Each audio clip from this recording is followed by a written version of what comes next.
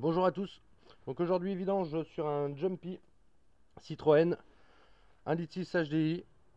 Donc pour commencer, faire couler l'huile dessous avec un récepteur. Après on va enlever donc l'aspiration d'air d'habitacle, deux boulons là, un ici, un de l'autre côté pour accéder au filtre à air. Laissez bien couler l'huile. Un conseil que je fais assez régulièrement: quand mon huile a coulé, j'ouvre mon bouchon, je rebalance un petit peu d'huile neuve, histoire de pousser la vieille, pour que ça soit plus propre.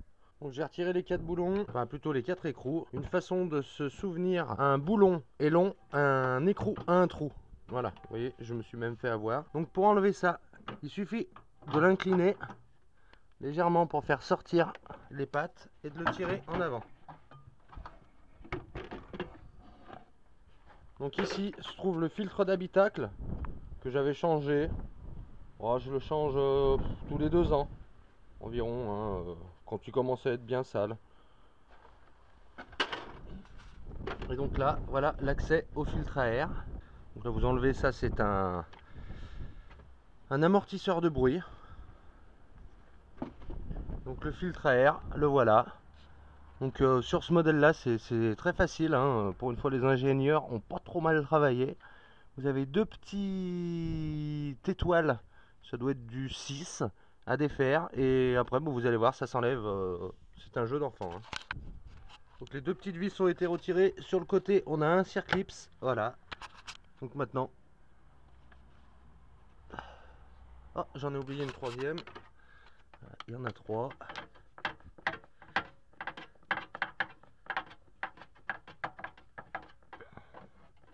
Donc personnellement, je change mon filtre à air en moyenne tous les 10 000 km. Pourquoi? Parce qu'à partir de 10 000 km, je me suis aperçu que je consommais un demi-litre de gasoil en plus aux 100 km. Et quand on sait que le coût d'un filtre à air est de 7 à 10 euros, voire une quinzaine d'euros, et ben vous ferez le calcul de ce que vous allez consommer en plus. Vous voyez, il se retire tout facilement. De ce que vous allez consommer en plus par rapport au coût du filtre à air, et vous vous rendrez compte que vaut mieux les changer assez fréquemment. Vous voyez, il n'est pas très très sale, mais en fait, on s'en rend pas compte, mais ça se sent sur les consommations. Je les suis à chaque plein et je m'en rends compte. Là, je vais faire avec un filtre à air changé pour 76 litres de gasoil. Il fait 9 litres et demi à peu près en moyenne. Je vais redescendre à 9 litres sur les 5000 premiers kilomètres. Donc vous faites le calcul, ça fait pas loin de 250 litres de gasoil en moins. À 1,40 €, je vous dis que ça vous paye le filtre large. Donc on voit quand même bien la différence de couleur. Beaucoup plus sombre pour celui-ci, beaucoup plus propre pour lui. Donc la repose, c'est dans le même principe, un jeu d'enfant. Vous voyez qu'il y a un petit peu, je sais pas si on verra bien, de saleté au fond. Donc vous avez deux possibilités: soit un petit coup de compresseur, soit sinon il soufflait un peu à la bouche. Bon là, moi je vois qu'il n'y a pas grand chose, je vais y laisser comme ça pour ce coup là. On la repose, assez facile, on repose, on reclipse bien, on l'écrase bien de partout de façon à ce que le joint prenne bien sa place.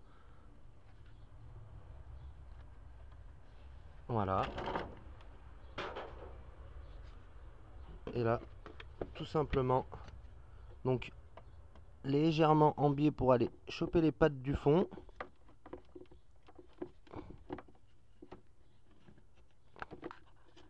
C'est pas évident avec. Voilà, tout simple. Il est remis en place. On pense à remettre son petit clips sur le côté. La lignée de petites vis là.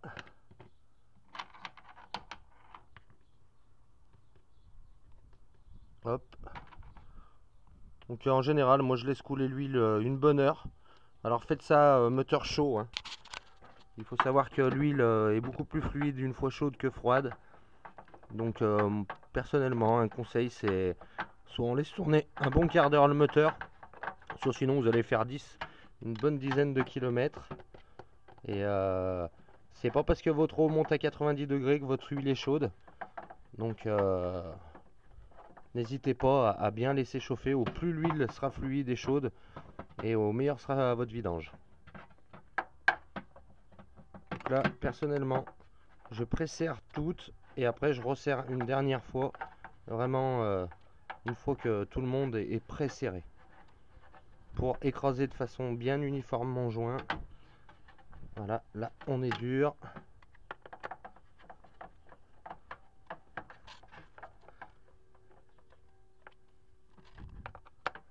Là on est dur. Et je vais finir la dernière avec les deux mains car elle est un peu plus compliquée et un peu plus dure. Donc en ce qui concerne le filtre à air, on est bon. Donc là au fond, deux petits ergots. Je sais pas si on voit bien. Mais ça, donc pour remettre ces petites choses là, on les fait passer dedans. Une, deux, et on tire légèrement. Voilà. Donc ça, c'est remis. Qui concerne la prise d'air d'habitacle. Hop. Donc il suffit de la faire courir. Alors, je ne sais pas si on verra bien sur la vidéo.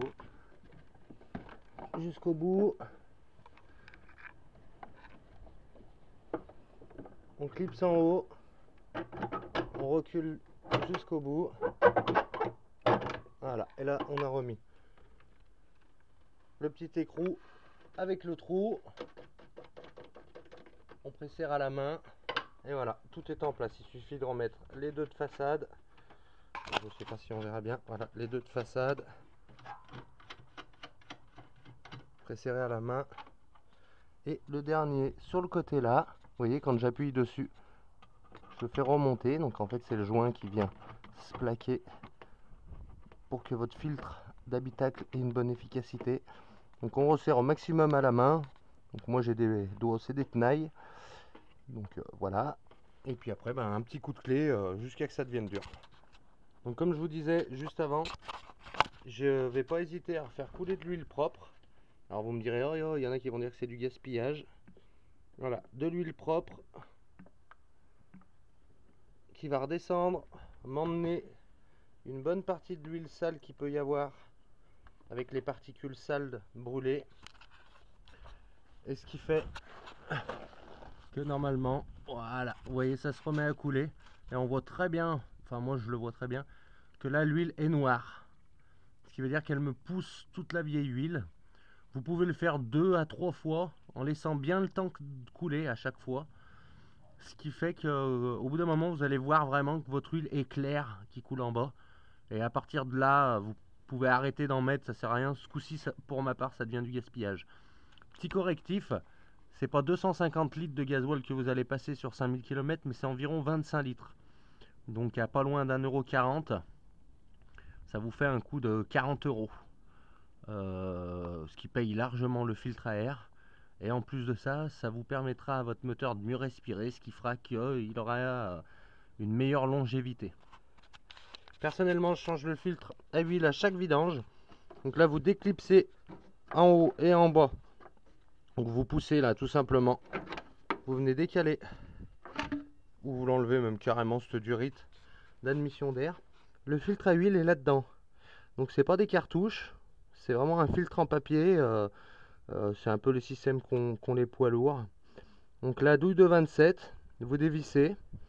Normalement, ça ne devrait pas couler le long. Ou alors vous dévissez légèrement pour laisser passer un peu d'air. Vous attendez 5 minutes et l'huile va repartir à l'intérieur du moteur. Donc voilà, une fois sorti la cartouche. Donc après il suffira de mettre la nouvelle. Donc pour ce modèle là, on voit le petit kiki là. Ce que je conseille, c'est de mettre le filtre au début dans la logette et après de venir serrer ça. Pensez bien à changer à chaque fois, de toute façon c'est fourni avec les kits. Le petit joint torique qui est là, et quand vous le remontez, montez-le pas à sec. Vous l'huilez avec de l'huile neuve ou à la rigueur avec de la vieille huile pour aider au glissement et pour pas qu'il se déchire et qu'il s'abîme au remontage. Donc ne pas hésiter à bien pousser le filtre pour le mettre en place. Et ensuite, il suffit de revisser ça. Donc là, par contre, c'est dur sur ce modèle-là. Parce que comme vous avez sur le filtre à huile le petit kiki, il faut le mettre avant. Donc il va falloir que le filtre vienne se clipser dans le fond du capot. Donc c'est dur à visser. Et vous vissez jusqu'au bout. jusqu'à arriver à ras le métal contre le plastique là. Pareil, je change à chaque fois la bague de joint car on voit bien la marque comparé à une neuve, hein. Vous voyez, on voit bien la déformation qui fait la jointure. Donc à changer à chaque fois car ça peut occasionner des fuites et en plus de ça, si ça vous desserre le boulon prématurément, vous perdez toute l'huile du moteur et là, casse moteur. Donc à éviter.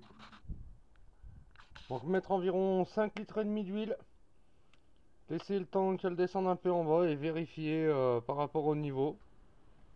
Faire tourner le véhicule 5 minutes, attendre une dizaine de minutes et revérifier qu'il ne manque pas d'huile. Car là vous pouvez être au niveau maximum, le fait de devoir remplir le filtre à huile, et ben ça va vous risque de vous faire redescendre un petit peu votre niveau. Voilà comment faire une vidange sur un Citroën Jumpy 1.6 litre HDI. Et que ce soit, je pense, tous les moteurs 1.6 litre HDI de la gamme de chez Citroën. Voilà, n'hésitez pas à vous abonner. À bientôt.